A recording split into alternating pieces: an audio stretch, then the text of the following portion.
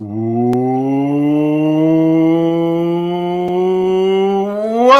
to the WDW Fan Zone Show. I am Stuart Sternberg, joined by Sean Maloney, Darlene Aggie, and Kurt.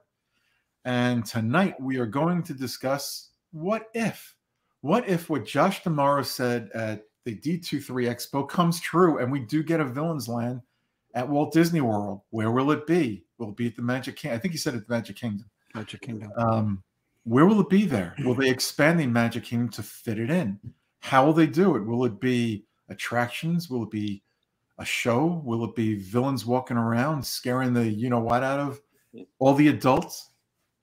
Or will it be something else? And we're going to get into all that tonight, right here on the WDW Fan Zone Show. So, what is the most logical place that Disney would put a Villain's Land in there? Behind Fantasyland. They have the space. It's already marked out. It was originally marked out where they were going to expand Fantasyland in there even.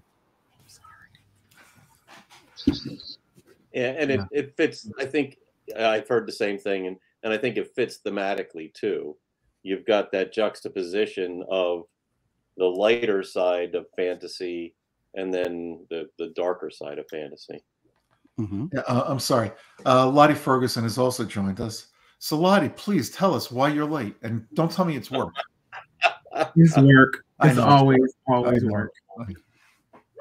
I make fun of Darlene when she does that. The least I can do is poke a little fun at Lottie for the same. Listen, this is how you know I'm Russian. I don't have on a Run Disney t-shirt. I always have on a Run Disney t-shirt. So if I'm still dressed for work. Did you say Russian? Aren't you Russian now? There's an old joke. When you go into a bathroom, you're European. And when you come out, or is it just the other way? I forgot. The other way around. You're Russian in. When you get in there, you're European. That's it. Bad joke. It's an old joke, and I didn't tell it right. And there goes our John. You were saying before I so rudely interrupted you. I was just saying that it fits to have the lighter side of fantasy and the darker side kind of blend into each other. For that. Now, the Haunted Mansion is by Liberty Square. Do you think that should be somehow incorporated into an expanded land, or you think it should just remain separate and apart? Leave it in Liberty. Yep. Leave it in Liberty. Yeah. I agree. Right. And the Haunted Mansion doesn't really have, well, it has one villain, and that's the bride. But I mean, that's already got its lighter side all combined. Yeah, it is getting the Hatbox Ghost. But we don't know that the Hatbox Ghost is a villain necessarily. That's true. But it looks like a villain. Creepy anyway. Yeah. No, I would leave Haunted Mansion exactly where it is. So let's assume it's behind Fantasyland.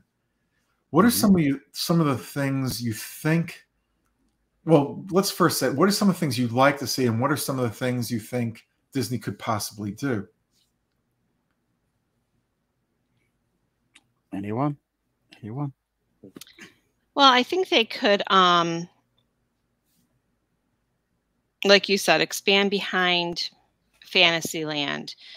I was talking to my daughter, and see, part of our issue is we already have rides. Like I mentioned, oh, well, we could have, the Evil Queen, we could have Maleficent, we could have, and then of course we've got everything like spread out. We could have Jafar, but Aladdin's Magic Carpet Ride is over by the Jungle Cruise. I'm like, everything's kind of spread out. So, you kind of would like to see the rides like near those rides, but you don't have the room to do that because you'd have to rearrange the whole park.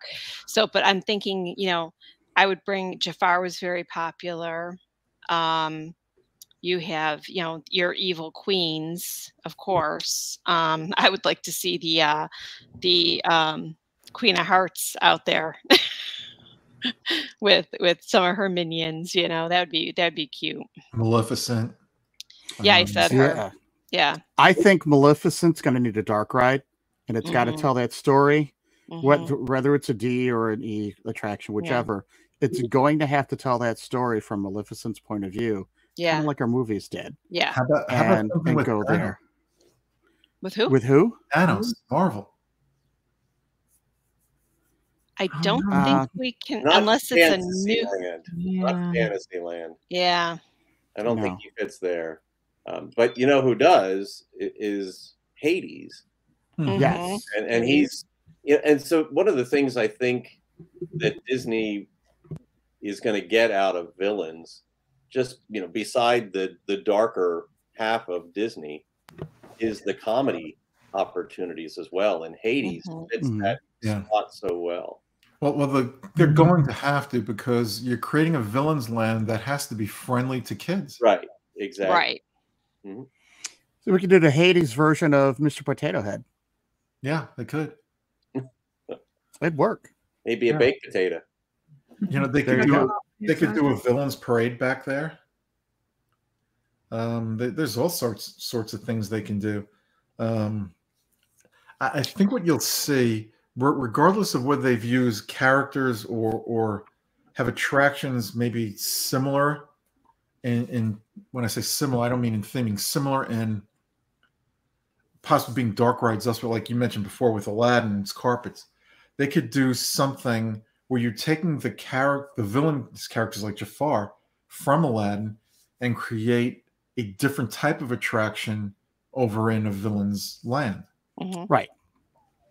What was Lottie going to say? Yeah, Lottie, what were you going to say? Oh, I was just background noise because you said Hades. Oh. So somebody called IXII. My favorite line. Yeah. So now, with Jafar, there's somewhere you could go that you could do the Cave of Wonders in there, and get him in there with that. That would be an awesome attraction. It's really telling stories from their perspective, from their point of view, whether it is, like you say, Jafar or Maleficent or Hades or any, the Ursula or any of the other villains. You've got, it's just a whole different slant on the story, which Disney's already done, including from some of their live action films like Maleficent, is they've retold the story. Here we go. Cave of Wonders, done similar to how they did Pandora with Flight of Passage. So we could fly all over the place. They could tip us. We could be going upside down and everything. You couldn't ride it, Stuart. Sorry. But the rest of us would love that thing. So you're not really moving much, and it wouldn't take up a huge space in the area. You'd have room for other things instead of having to go in and out and all around. Or something similar, I guess, to like what they did with the Ratatouille. But I think with the Cave of Wonders, because they were riding on the magic carpet, they could just put you on a magic carpet and you could go. Well, I was thinking more like Monstro at Disneyland. You got the Cave of Wonders and the dark ride. You just like go in through the Cave of Wonders just like Aladdin did. And we'd walk in the entrance that way. Yeah. And then once you get on there, it's your escape out. How about this? Like in Pinocchio, you have to take a boat or a ferry, however, to get onto what looks like an island, and it's all villains at it. It's only one way on and one way off, and it's by boat. Now that's never going to happen because you couldn't. The logistics. Yeah, the logistics would be tough. Right. So that'll never happen for that reason. But I would like that. I think it opens up a lot of opportunities. It does. It really does. So it, as I mentioned earlier, it gives you opportunity for humor, because a lot of the villains have that aspect to them. Marketing. I mean, marketing would be huge for Disney to inject the villains. They've always been kind of in corners, different places, and they can use that marketing to bring guests back. So we've had these discussions about, and we've heard all this discussion about how a lot of Disney fans are saying, oh, I'm not going back because of costs or other things. Can you imagine? And it won't bring everybody, but I think that would bring a lot of Disney fans back for something that big and that different. You know, and I did want to mention something along that line. I'm really glad you brought that up, because here you have Universal doing Epic Universe. So does Disney really need to do a 5th park to compete with Universal? I don't think so. You put a Villains Land in, and you're sticking both middle fingers from each hand, one from each hand, at Universal, and going na na na na na. Yeah, if it's substantial enough, if it's a big land, you know, which it sounds like it would be. Now, it's certainly going to take a while to get there. It's going to take 4 years probably to get there. And I know Kurt won't like this, because they're going to have to put their money where their mouth is, and somebody's going to have to pay for all that. But I think Disney fans will be okay with it. Is he going to be one of them? Yeah, DeSantis can pay for it. Speaking of Disney villains, he's the biggest Disney villain now. Why don't you have a DeSantis attraction in there?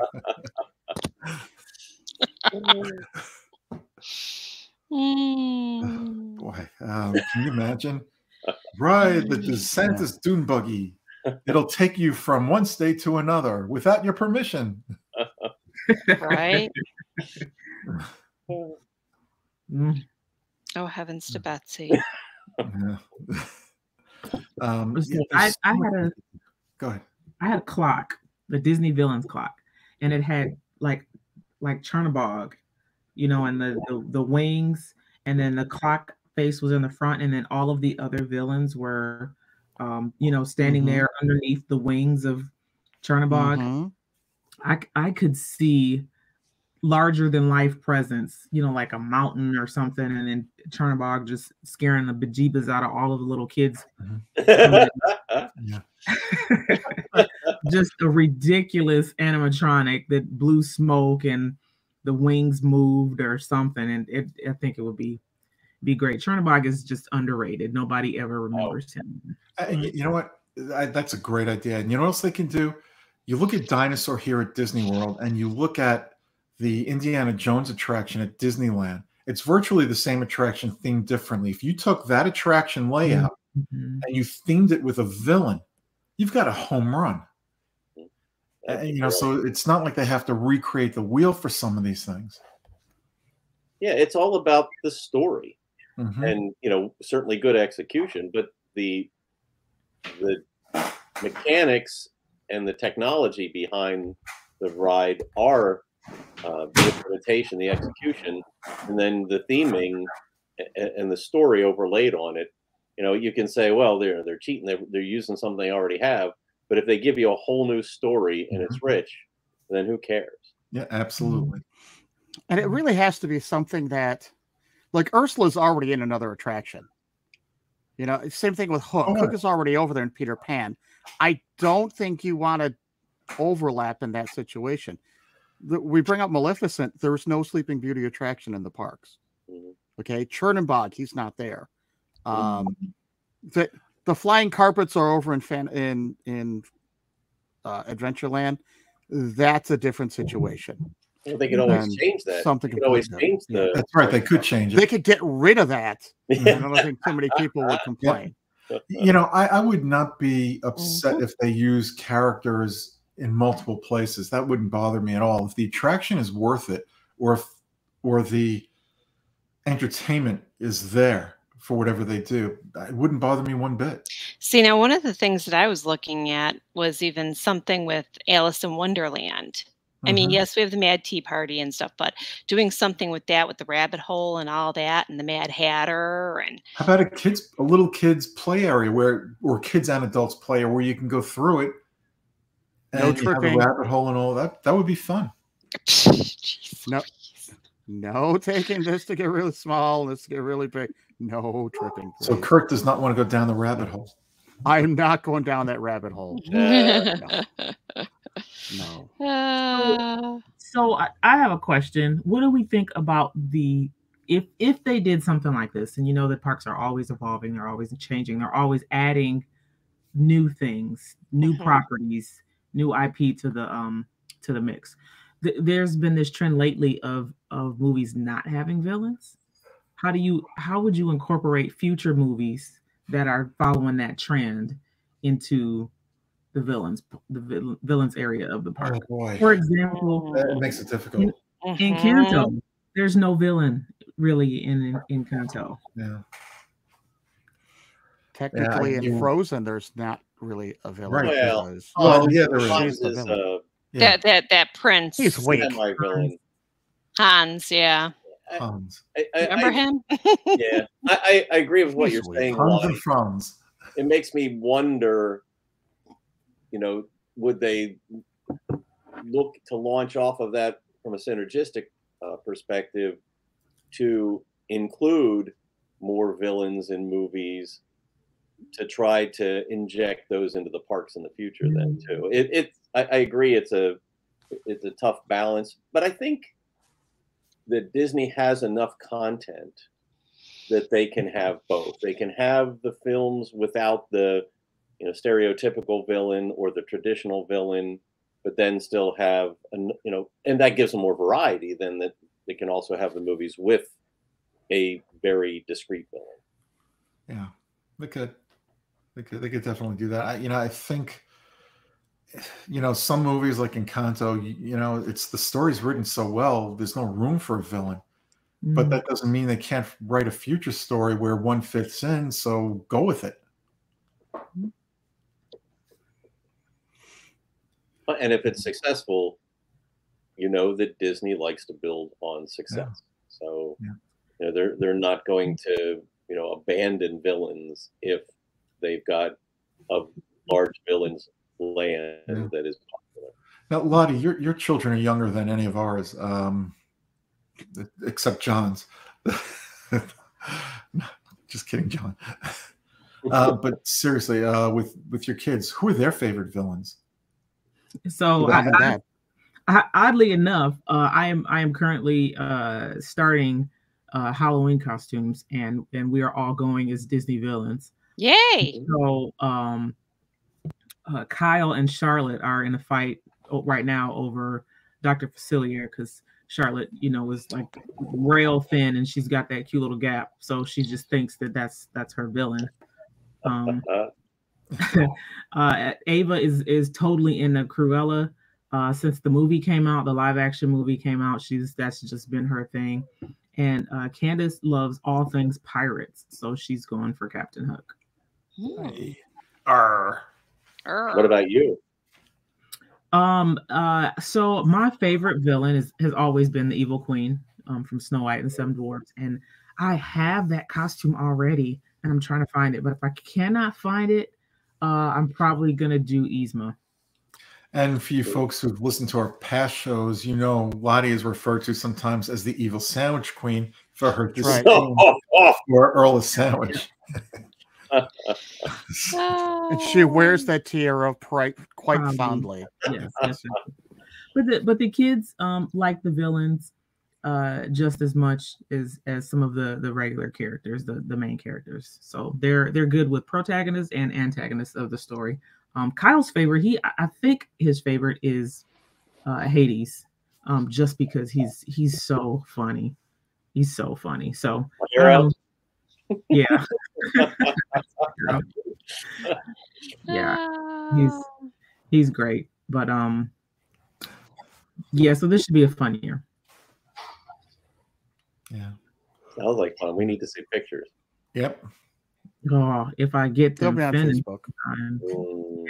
If I get them finished in time, I'm already we got a month out, and I haven't purchased any material yet. So that's where we are. We're still in planning. Do you think they would put a villain show in there? And if so, what would you like to see? I want to see funny villains. I want to see Hades. I want to see Mike Yagubian from Meet the Robinsons. That's a good one. I don't want to see serious villains in the show. I want really funny ones. One Lady Tremaine. I think that needs to be an offstage show. So you'll have the Good Princess show, and that in other words, the front court in front of the castle. I think it needs to be there, basically that they're getting out of their land, and doing their show, basically leading you back to their land. They got people smart enough to come up with. Hopefully, they got people smart enough to come up with a good script that would get you interested in going back to visit them at the land. But I don't see a need for having one area with just a stage. They took that out of Tomorrowland. I don't know if they'd be adding that into that land. I think they got room for attractions. I don't know if they have room for a stage in the corner when they got the whole stage court they could use. Well, they have the opportunity to integrate the villains in with their other shows. So that's what I mean. Yeah. Right. So the fireworks show, it could be something more along the lines of Fantasmic. Because it's integrated now, isn't it? No, but I'm saying in the Magic Kingdom, you have a show like Fantasmic, which has the villains and the protagonists combined, or a stage show, or a parade, which they're kind of there anyway, but it just brings more focus on them with the land, because you equate the land, and you might embellish them a little bit more within the show. They've done that. I've seen out of Disneyland where their fireworks show in Disneyland had more villains in it. We haven't seen that with the nighttime fireworks show in the Magic Kingdom in Walt Disney World recently. Like, Remember the Magic wasn't about, didn't have a big presence of villains. And does Enchantment? I forget. They all have a little segment where it goes dark. There's a little bit, But they can play it up more, kind of like Fantasmic does. They could, but that's not in the villains area. That's right there on Main Street. Well, I guess what I'm saying though is you can enhance the villains there, and it draws the villains area into the rest of the park. That's kind of where I was going with that. It's not necessary to have a designated stage in that area. Use it for other things. Yeah, that was just the thought that I brought up. Because we're trying to think of everything we'd like to see and things that we think Disney will do. What I think Disney will do, they might have a small parade in there of just villains. You'll see villains characters walking around or having meet and greets with villain characters. I think you'll see a couple of attractions in there, perhaps, or a few. And I think you'll see this about 10 years from now, maybe 15. Especially the way Tron is going. I think we're going to see 3 attractions and a restaurant. Oh, definitely a restaurant. Absolutely. There'll be a quick service. And a hard ticket event. It lends itself to having a hard ticket event in the Magic Kingdom for, a villain's night. Mm-hmm. Yeah. Yeah, there's so much they can do with this. And you know what? Whether they were serious or not at the D23 Expo with What If they really put a villain's land in there, besides all the fans that have wanted a villain's land since Beastly Kingdom was announced that it wasn't going to happen, that is their answer to anything Universal is doing right now. Not that they have to answer to them, but if they decide to answer back, that's it.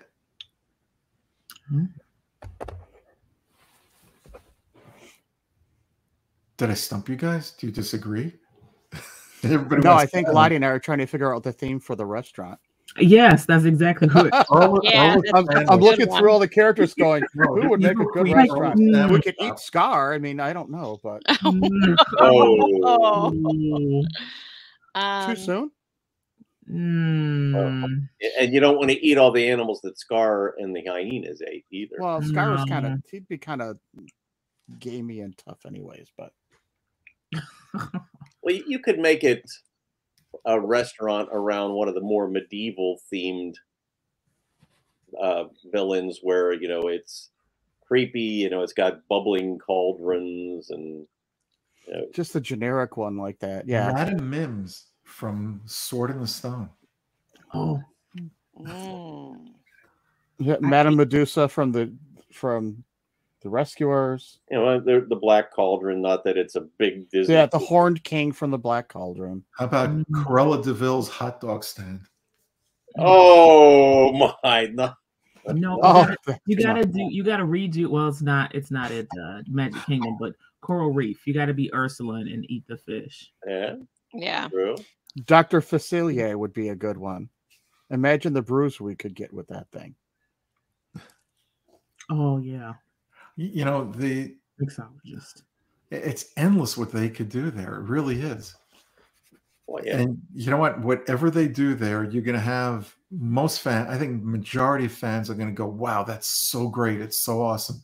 Then you'll get the few that don't like anything anyway. So, right. You'll always have those few.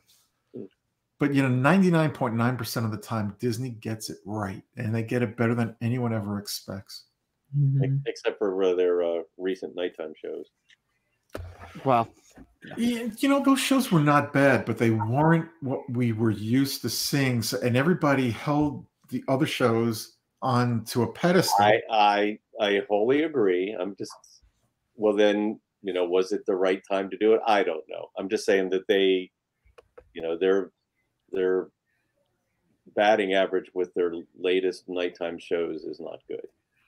If they're closing them off already. But think about it. Someone just took a poll, and I don't know who took the poll that says 68 points something of Disney guests this summer were not happy and wouldn't return.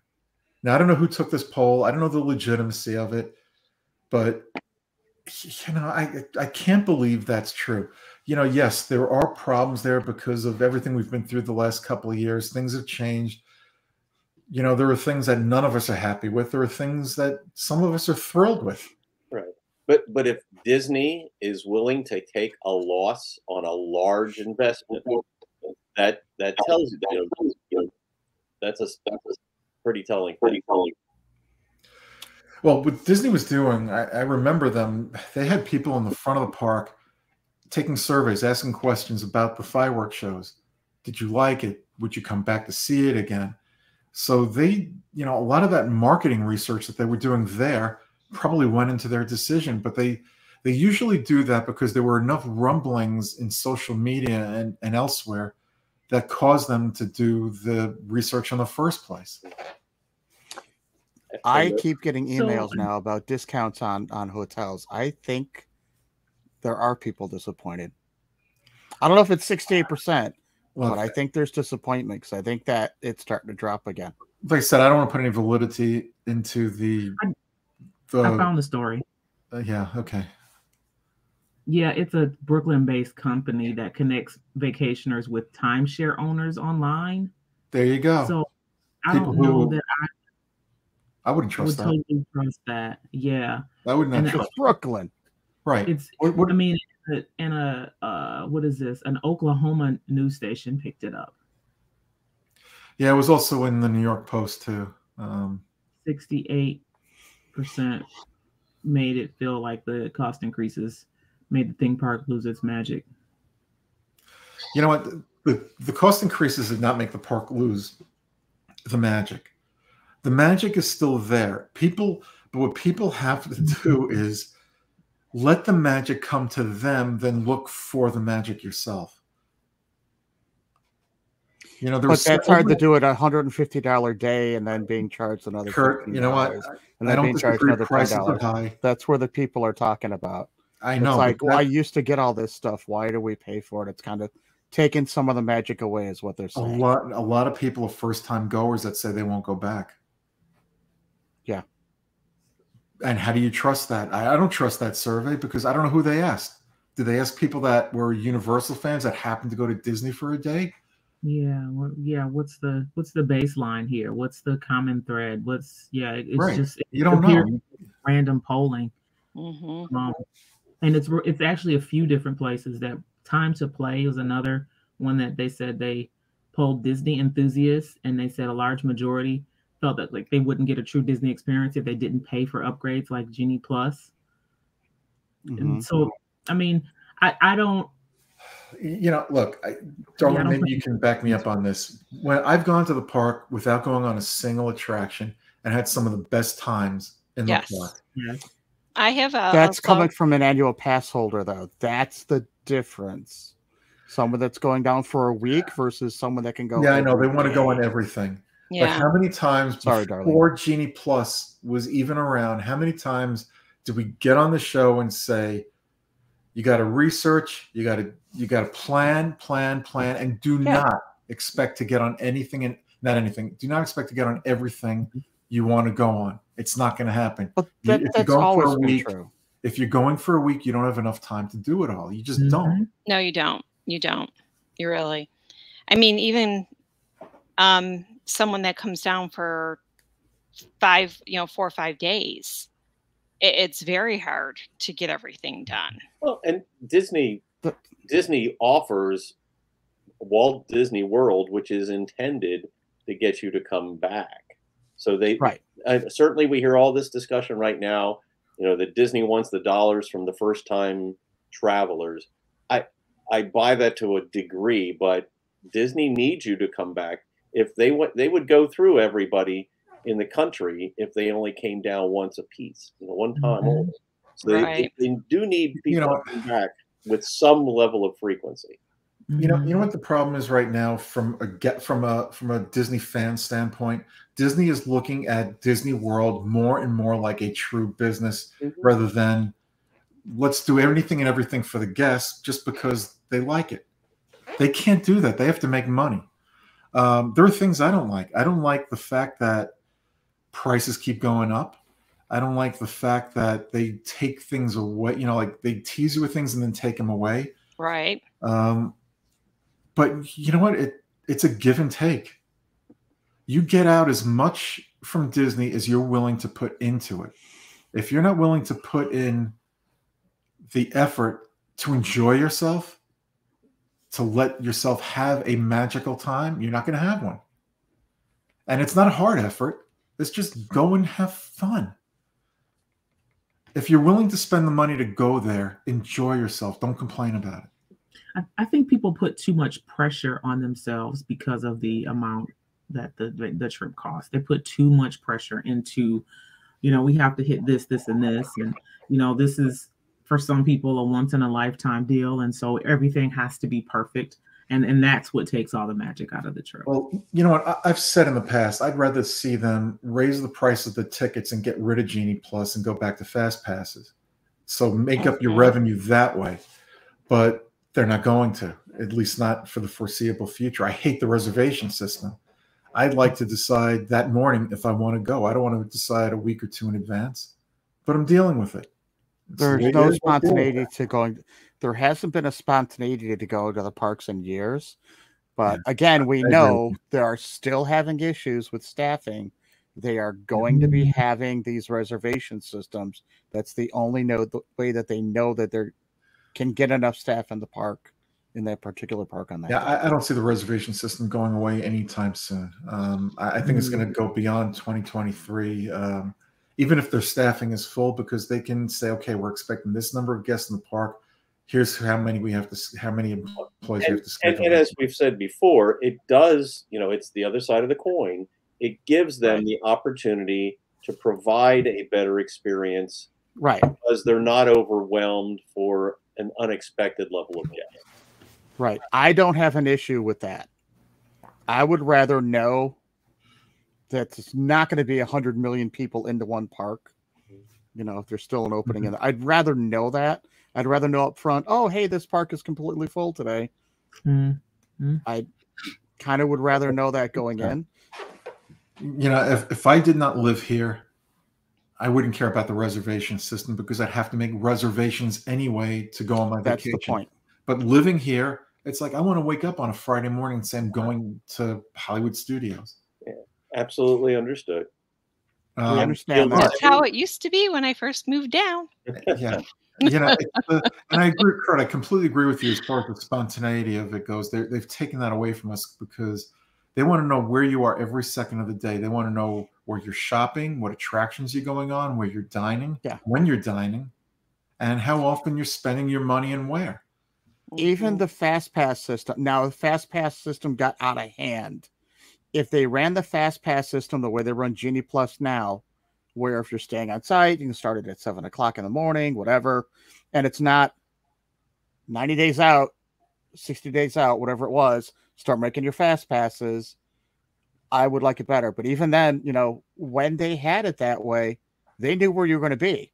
Yeah. Because you knew you were going to the, we would start thinking about it. Which park do we want to go to on what day?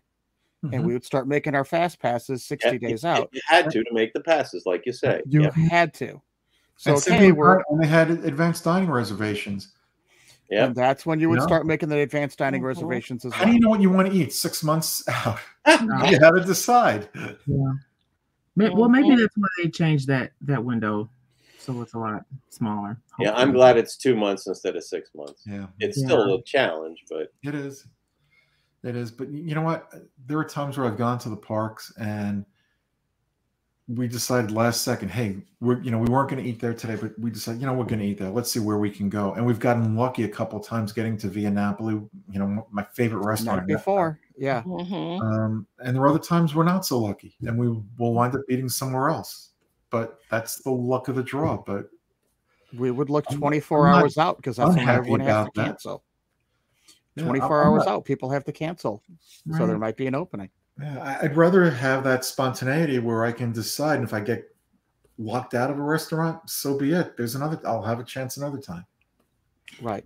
But what about those folks that aren't going to get the other chance, and you're right. don't know they don't know the rules, and so they're stuck being miserable because they didn't get that reservation. That's where a good travel agent comes in. And speaking of good travel agents, if you want to know the rules, if you want to know what to do, when to do it, how to do it, you've got to go with Mouse Fan Travel. Nobody does travel planning better than Mouse Fan Travel. If you know nothing about Disney World and you want to go to Disney World, Mouse Fan Travel is perfect for you. If you know everything about Disney World and you want to go there, Mouse Fan Travel is also perfect for you because they know things that not everybody knows that could get you where you want to be, when you want to be, how you want to be. They work with your budget. They do things your way, the only way. Mouse Fan Travel. Go to www.mousefantravel.com. That's www.mousefantravel.com. And Darlene, if people want to move down here to get to visit the parks the way we visit the parks, making reservations and going on days when we wake up and go, oh, I don't want to go today. No, I'm kidding. Who doesn't want to go to Disney World any day of the week? We all do. Yes, Tell me about Victor. Do. So if you're dreaming of living near Disney, I would contact Victor Nuraki. He is the realtor we use, and he specializes in all the communities surrounding Disney World. And he does new construction, resales, second homes, retirement. You want to go to DisneyAtYourDoorstep.com to check out when he's going to be in a neighborhood around us doing a live video. And you'll see that feed and you'll be very, very happy that he goes to those videos to show you those different communities. So go to DisneyAtYourDoorstep.com. Darlene, you know what I want to see you do one day? Rip up whatever you're reading off of there and just go with your heart. And tell people I've done that before. Today, I just needed to do that. Okay. It's all right. Where were we? Oh, yeah. Completely off track talking about why we can't stand Disney World. Got so doing our Disney World podcast. I think, Kurt, when you said before there'll be a restaurant there'll be 3 attractions there. I don't think it'll be a big land. But I think it'll be something that'll have something for everyone. I'd like to see a villains parade there, but I don't know that they'll do that. That might be a modified version of a parade. I definitely think you'll have character meet and greets there, which I think will be absolutely phenomenal for guests. I think there will be characters just walking around like they do in Avengers Campus right now. That would be cool. That would be really cool. That would make a kid's day. Can you imagine a 5-year-old or an 8-year-old walking by and seeing a character, villain or not? They're going to go nuts. Well, in a good way. Not always, because back when they used to do the Star Wars dance off, whatever you want to call it, the hyperspace hoopla. When they would come out and around, I was taking a picture of, it was one of the bounty hunters, the female bounty hunter, and she came up and she wrapped her arm around my son's neck like she was going to take him. I took a picture, and he's got this look on his face that he's like, "Yeah, Dad, I was terrified." And it's my favorite picture. And I show, and he's like, "That picture still terrifies me when I see that thing because I thought she was going to drag me somewhere." Wow. So, Wow. but it was an awesome memory for the rest of us. But you know, characters don't like my son got I forgot if it was Chip or Dale, picked my son up and turned him upside down. They can't do that now. I remember that story you telling me that. Yeah. Pluto picked my son up and put him on his knee when he was a year old. You know, it's 2 years old. They can't do something like that now. Because these kids, you know, 99% of those kids are going to love it. There'll be 1% that'll go like, "I was terrified. Help me." That's why my son wasn't afraid of characters. He loved the characters because Pluto. My daughter was afraid of all the characters the first time she went to Disney. I think she was a little over 2, except the Beast. For some reason, she liked the Beast. Interesting. Yeah. Big fluffy teddy bear. Yeah, no kidding. Oh. Amy was afraid of Donald. Wow. We were at Steph Mickey's. I have a picture of her. You know those little blue, like it's the cross between a high chair and a carrier. Yeah. And there's a picture of her laying there in that seat, and Donald's like leaning over, and she just was not. Alicia was never afraid of any of the characters. And I remember even taking her to Disneyland back when she was like 1.5 years old, and they were walking around free. They didn't have handlers at the time.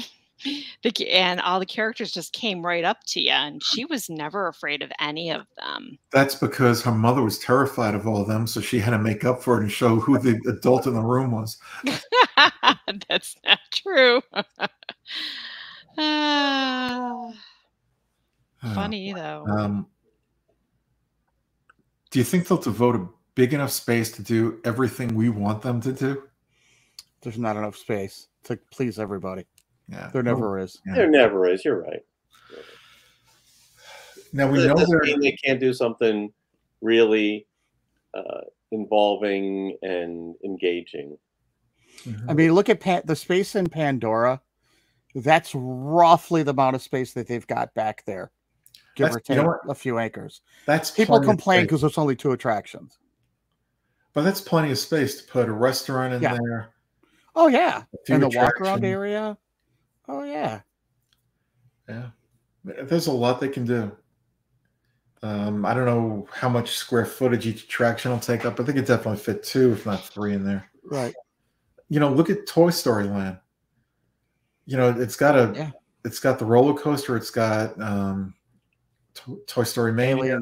Yeah. And it's got what is it, 1 or 2 others in there? Alien saucers. Swirling saucers. You know, and that's not a very big space.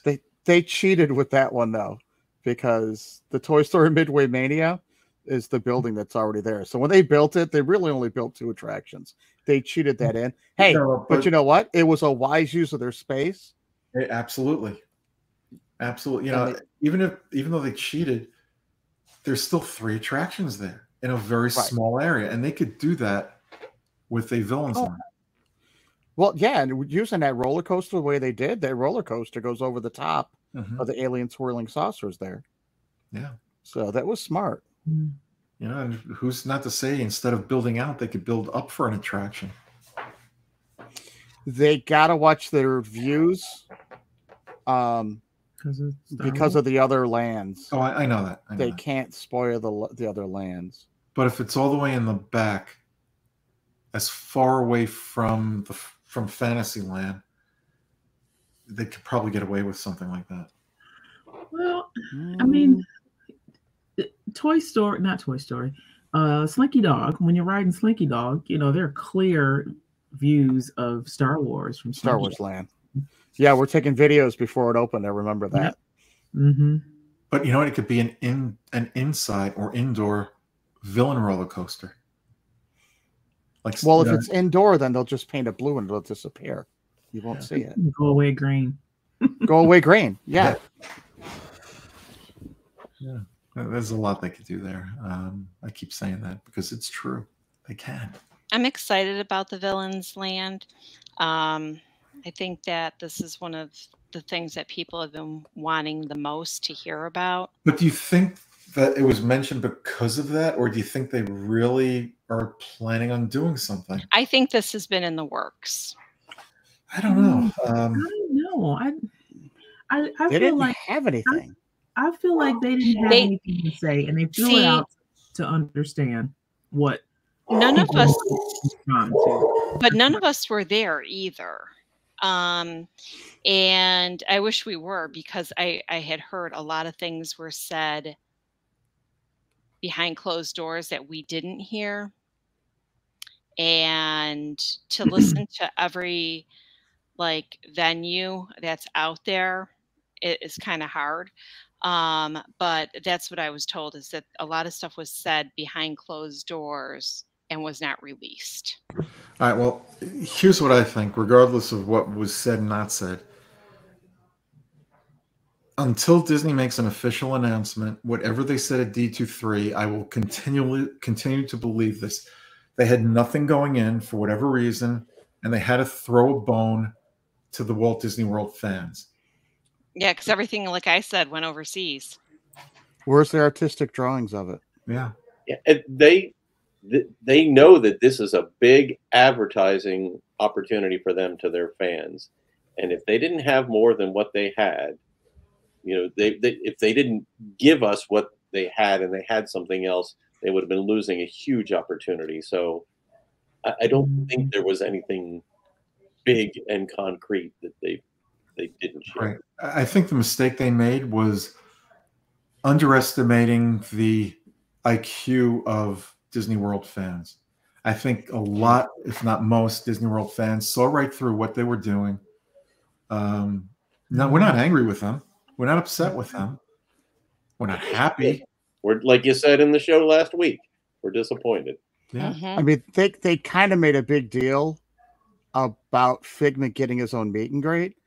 I have photos of my kids having their picture taken with Figment. Yeah, me too. So it's not like this has never been done before. They kind of made us sound like Figment's getting the meet and greet. Everyone get excited. And that's why I said on the previous show, the way to tell Disney you're not happy is next Expo, don't go. But you know what's going to happen. They're going to tease people, get them excited, and they're all going to go and spend however hundreds of thousands of dollars that they have to go to this thing. They're going to go. And Disney doesn't have to listen to what the fans want as long as they keep showing up for everything. It's never going to happen. They can do whatever they want. Wait next year to see if it did have an impact. Yeah. Yeah.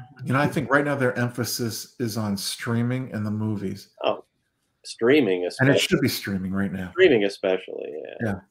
If they're in it to make money, streaming is the way they have to go right now, but they can't forget the parks. Well, it's certainly in their parks and other parts of the world. Mm-hmm. They're making big investments, but it's not just them that are making the big investments in other parks. That's right. Yeah. That's right. They don't own those other parks 100%. So you've got other avenues of revenue, or not resources, not revenue, resources to put. Or resources and revenue. Yeah, to put big ticket items in there. I do think they'll get back to Disney World at some point, and even Disneyland, and put the money in there again. But I don't know when. I don't know what the plan is right now. They've got so many things. It's such a big corporation. It's almost too big for their own good because they're so spread out in so many different things. Mm-hmm. And it takes so many levels of executives to say, okay, go forward with this to get something done. It's not like a small mom and pop corporate. It's not like when Walt had it, where Walt could say, this is what we're doing, and that was it. Walt wanted something, it was done. Roy wanted something, it was done. And how many times was he afraid that he was going to lose it all because the risk didn't turn out? When he was making 20,000 Leagues Under the Sea and they bet the entire studio on it, and fortunately it came out. He could have lost the whole thing multiple times over. Oh yeah, right. Now you've got a big corporation that's being run with a strategy plan that is very business oriented, and whether you agree with their strategy plan or not, they think it's working for them. And to your point, we need, and Lottie and everybody, we need to do the things to make the magic for ourselves. We have to participate in that, and we have to set ourselves up to be able to do so, which with travel planners, with attitude, a number of things, or we'll set ourselves up for disappointment. Absolutely. Get the most out of it that we can, because we can't control the company. I'm going tomorrow night to one of the parks. I was really excited to make the reservation a week ago, and I'm exhausted today. So am I really looking forward to going tomorrow night? No, but I know once I get on Disney property, I'm going to be like a 2-year-old. I'll be thrilled to be there. And whatever I get to do, whether it's, going through the Nemo attraction and just riding that little turtle into the living seas, or if it's just walking around or going on Spaceship Earth, I'm going to be thrilled to be there. I need to see the video of your wife walking with you in a harness on the leash. I'm going to be in a stroller with the cover up. She's going to. I'm going to be in a stroller with the cover up there, so I'm going to sneak myself in like that couple did with their school-age child. Awful. You know what, Disney? I hope Disney is checking every stroller for. Yeah, that's awful that somebody had to do that with their child. If anybody didn't hear, earlier in the week, there was a video that was posted that's somebody recorded of a young couple with a school-age child in a baby stroller with, I guess, the cover-up, so they couldn't see the baby that well, and they snuck the child in. As soon as they got past security and into the park, they let the child out of the stroller. They're not using Shame on Plus. Like Finding Dory in the Septipod. It's people like that that make things bad for other guests that are abiding by the rules. Pretty much. Yep. Unbelievable. And that's why our rates keep going up. That's why tickets go up. Yeah. Yeah. Anything else we want to talk about with the villains? Yeah. We've been all over the place. You look tired, Stuart. Yeah, I am. It's been a busy day. And Bernie. Hey, Bernie. Dog's ready for a walk. Yeah. Mine's being quiet. Oh. Yeah. He's sleeping. Oh.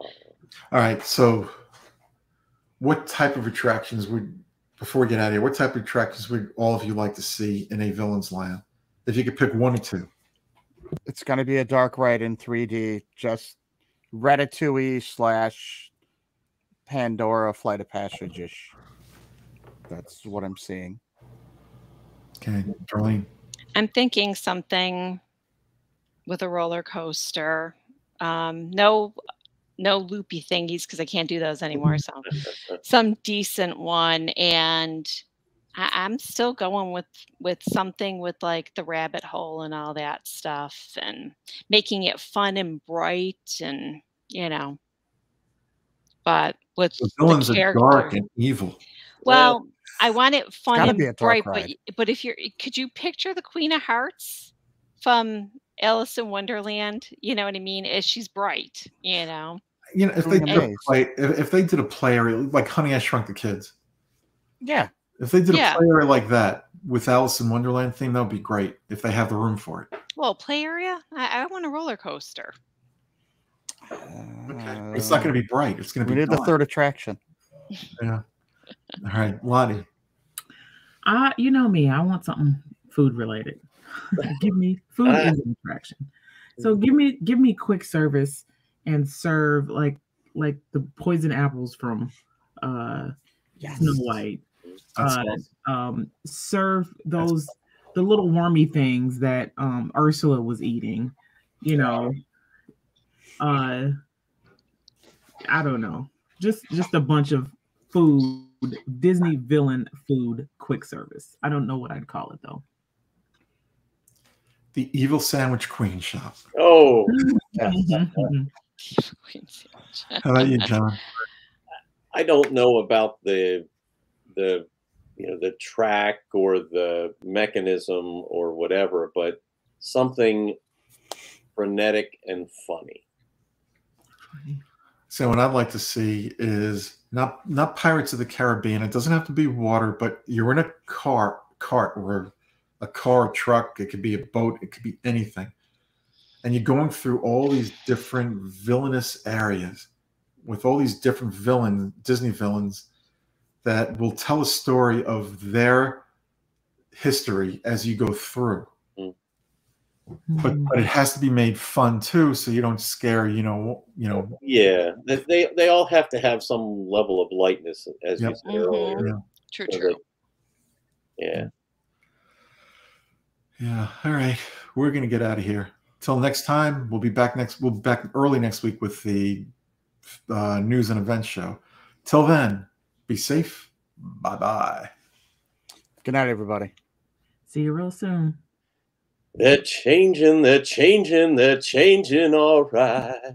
I hope we'll be satisfied. But if we're not, don't blame us. You can blame our friends on the other side. Good night. Have a magical night. Stay safe, and happy anniversary to my daughter and son-in-law.